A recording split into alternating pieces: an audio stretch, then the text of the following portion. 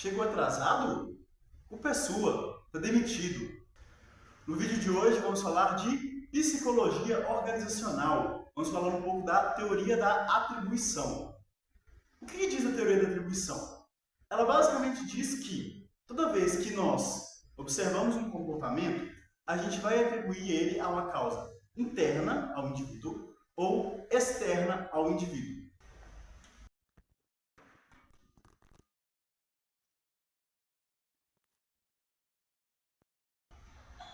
Os fatores internos seriam basicamente aqueles que estão sob o controle dessa pessoa, enquanto os fatores externos são aqueles que fogem do controle dessa pessoa.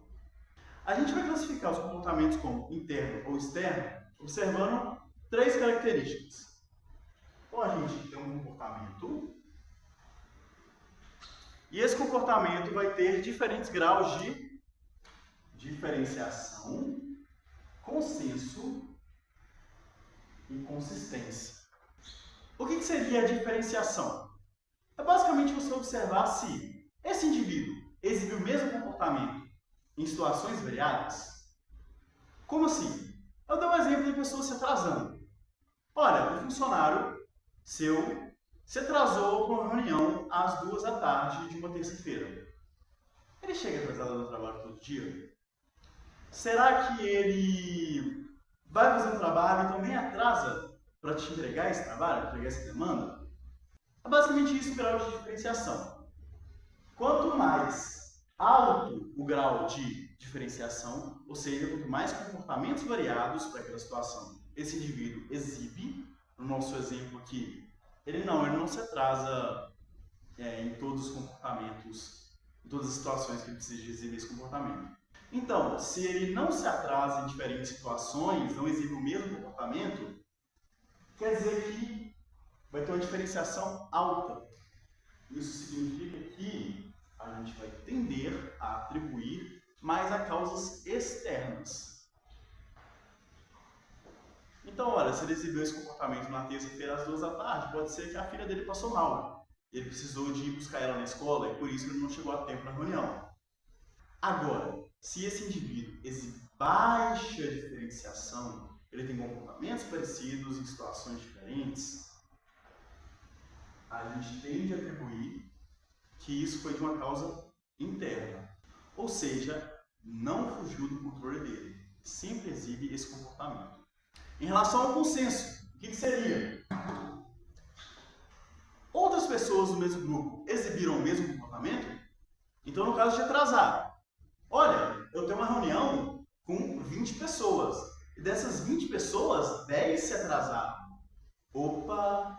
Será que não aconteceu um engarrafamento que fez com que todas as pessoas se atrasassem? Um motivo comum, externo, que fugiu do controle de todo mundo, encontrou um engarrafamento. Ah, mas as pessoas podem sair mais cedo e tudo mais. Tudo bem. Se você sempre marca reuniões às 13h, as pessoas sempre chegam às 13h e saem de casa meio-dia, porque consideram que 1 hora é o suficiente para o trajeto, se acontece um engarrafamento que foge do controle, elas vão se atrasar. Então, novamente, se a gente tem um alto consenso, 10 pessoas, 9 pessoas exibiram o mesmo comportamento, a gente vai dar um consenso alto e isso vai ser fator externo. Agora, opa! Foi só o Marcos que atrasou. As outras pessoas não se atrasaram também. Vixe, não teve consenso. Será que foi o Marcos? Se a gente tem um baixo consenso, a gente tende a atribuir aquele comportamento a uma causa interna. Talvez ele se atrasou porque ele dormiu 5 minutos a mais. Ou então, por algum motivo que ele poderia ter evitado. E o terceiro fator é a consistência. Para a mesma situação, esse indivíduo exibiu o mesmo comportamento. Então, no exemplo da reunião. A reunião está marcada às 14h de uma terça-feira. E essa reunião ela acontece de 15 em 15 dias. Nas últimas 5 reuniões, esse indivíduo chegou atrasado. Eita, isso provavelmente é um fator interno, porque a gente vai ter uma consistência baixa. Agora, As últimas 5 reuniões, às terça-feira, às 14 horas, esse indivíduo chegou no horário. Então provavelmente aconteceu um problema nessa vez. Qual que é a diferença da nossa consistência com a nossa diferenciação? Percebam, na consistência é a mesma situação. Reunião às 2 da tarde de uma terça-feira. A diferenciação são situações diferentes. Então, reuniões que podem ser sexta-feira, que podem ser no sábado, que podem ser o horário que a pessoa chega no serviço ou não, ou se ela entrega uma demanda no prazo ou não. Essa é a diferença principal entre diferenciação e consistência. E aqui vai acontecer 2 fenômenos. O primeiro deles é a gente superestimar as causas internas quando a gente analisa o comportamento dos outros. Então, as outras pessoas, a gente tende a atribuir sempre que elas fizeram algo errado, exibiram um comportamento por conta delas. Enquanto a gente vai ter o viés da autoconveniência, que é quando a gente analisa as nossas ações, porque eu cheguei atrasado, eu vou tender a atribuir fatores externos em maior grau do que eu atribuo a fatores internos. Por que é importante a gente saber isso e ter isso teorizado?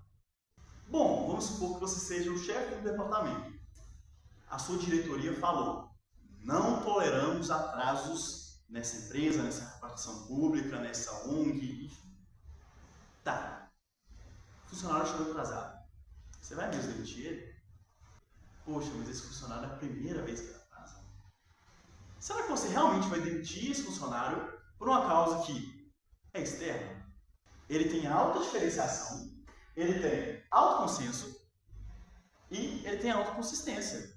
Então, todos os colegas dele atrasaram. Então, ele não exibe o mesmo comportamento para situações variáveis. Então, ele nunca se atrasou para uma reunião, nunca exibiu esse mesmo comportamento. Você realmente vai demitir esse camarada?